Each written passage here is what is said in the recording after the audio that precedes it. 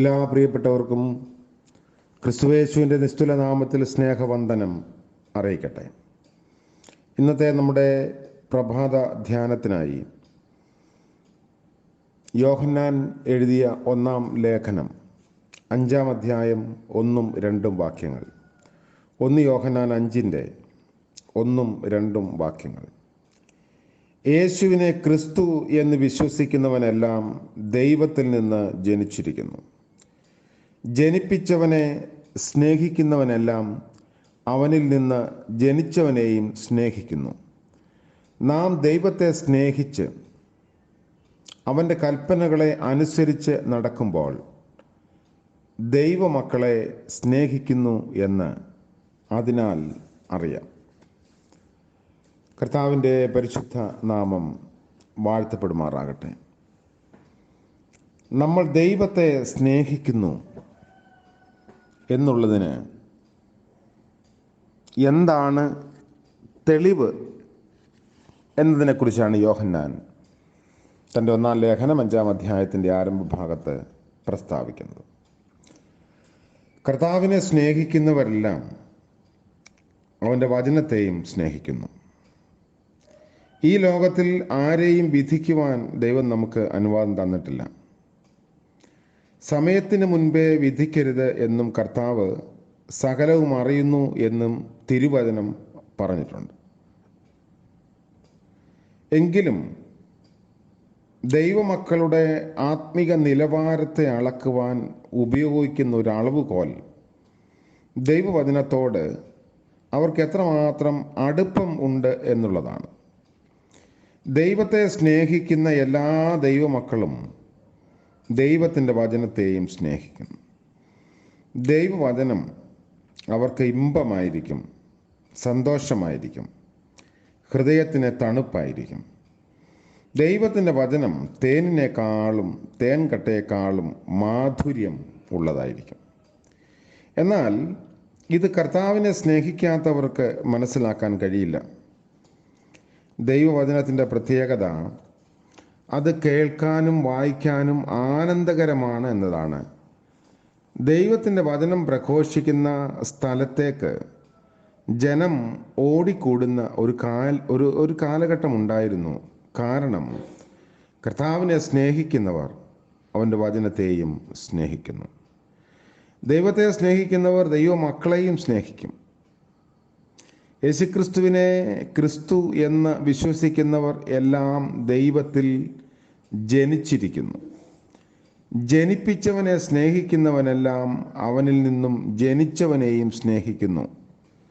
നമ്മൾ ദൈവത്തെ സ്നേഹിച്ച് അവൻ്റെ കൽപ്പനകളെ അനുസരിച്ച് നടക്കുമ്പോൾ ദൈവമക്കളെ സ്നേഹിക്കുന്നു എന്ന് തിരിച്ചറിയാൻ സാധിക്കുന്നു.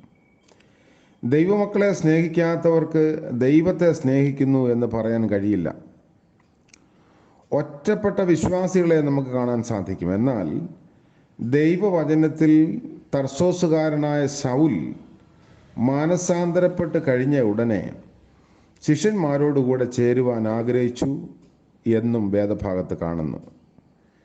യേശുവോട് ചേർന്നിരിപ്പത് എത്ര മോദമേ എന്ന ഒരു പാട്ട് പാടാറുണ്ട്. എന്നാൽ യേശുവിൻ്റെ കൂട്ടരോടുകൂടെ ചേർന്നിരിപ്പത് മോദം തന്നെയാണോ എന്നത് ചിലർ അനുഭവം കൊണ്ടാണ് തിരിച്ചറിയുക. ദൈവമക്കളെ കാണുമ്പോൾ നമ്മുടെ ഹൃദയം സന്തോഷിക്കണം. നമുക്ക് ആരുടെ കൂടെ ആയിരിക്കാനാണ് സന്തോഷം? ദൈവത്തിൽ നിന്ന് ജനിച്ചവൻ ദൈവത്തിൽ നിന്ന് ജനിച്ച മറ്റുള്ളവരെയും സ്നേഹിക്കുന്നു. സഹോദരനെ സ്നേഹിക്കുവാൻ കഴിയുന്നില്ലെങ്കിൽ നമ്മുടെ ദൈവസ്നേഹവും ചോദ്യം ചെയ്യപ്പെടേണ്ടിയിരിക്കുന്നു. ഒരു കുട്ടി മാത്രമുള്ള ഒരു ഭവനത്തിൽ രണ്ടാമതൊരു കുട്ടി കൂടി പിറന്നാൽ മൂത്ത കുട്ടിയുടെ പെരുമാറ്റം ചില സമയങ്ങളിൽ വ്യത്യസ്തമായിരിക്കും. അതിന് കാരണങ്ങളുണ്ട്. ഒറ്റയ്ക്കായിരുന്നപ്പോൾ മൂത്തയാൾക്ക് വെല്ലുവിളികളൊന്നുമില്ലായിരുന്നു. വീട്ടിലുള്ളതെല്ലാം തൻ്റേതാണ്. കളിപ്പാട്ടങ്ങളും അമ്മയുടെ മടിത്തട്ടും എല്ലാം തൻ്റെ സ്വന്തമായിരുന്നു. മാതാപിതാക്കളുടെ ശ്രദ്ധ മുഴുവനും തനിക്കാണ്.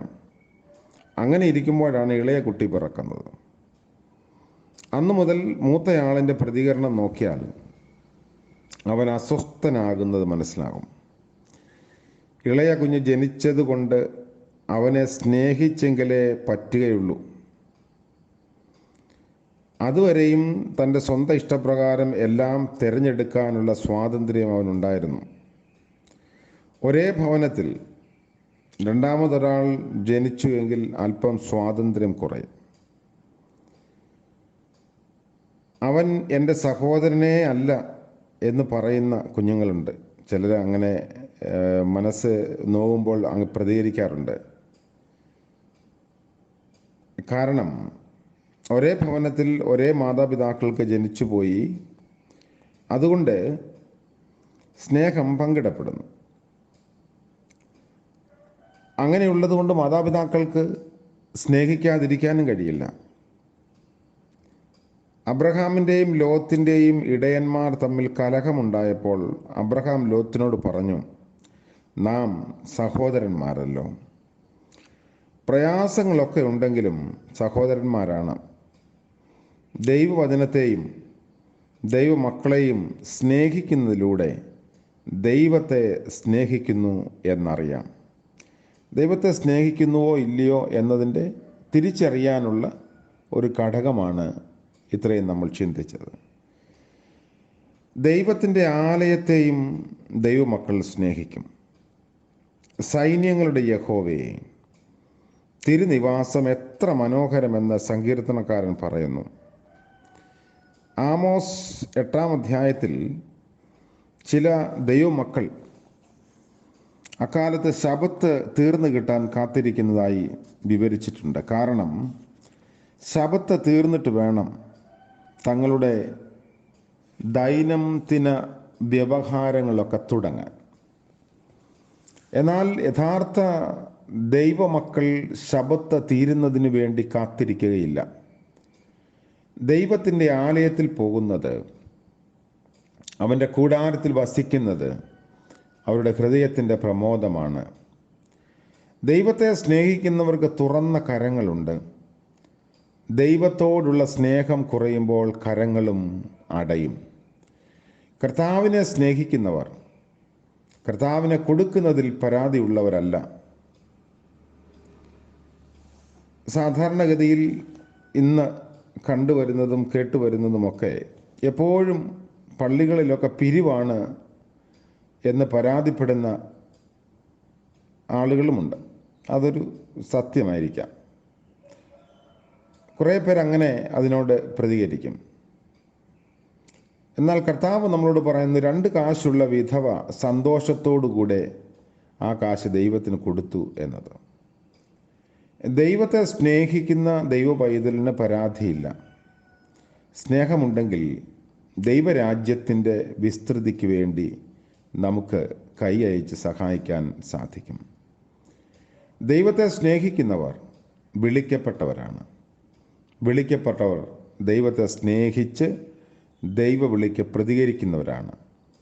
അങ്ങനെ ദൈവത്തെ സ്നേഹിക്കുന്നവർക്ക് സകലവും നന്മയ്ക്കായി കൂടി വ്യാപരിക്കുന്നു.